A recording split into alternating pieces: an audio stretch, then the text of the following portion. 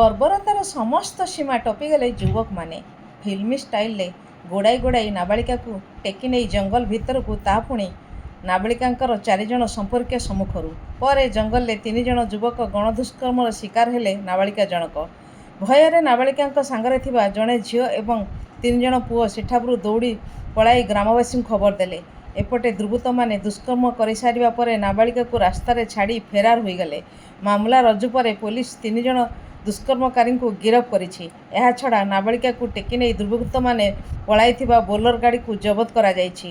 गत रातिरे नाबालिका जनक तार 4 जण सांगक सहित बाइक रे एक विवाह भोजीरू फेरिबा बेले एक बोलर गाड़ी थिबा 3 जण दुर्बृत्त सेमानकु गोड़ाइथिले। भयर जंगल रास्तार 4 जण बाइकरू पड़ी जाइथिले। एहार सुजोग रे युवक माने नाबालिका को टेकी नहीं जंगल में दुष्कर्म करथिले। तलसरा थाना रे ए बाबद एक मामला रज्जु हेबा परे पुलिस अभियुक्त को गिरफ्त कर कोर्ट चालान करिछि।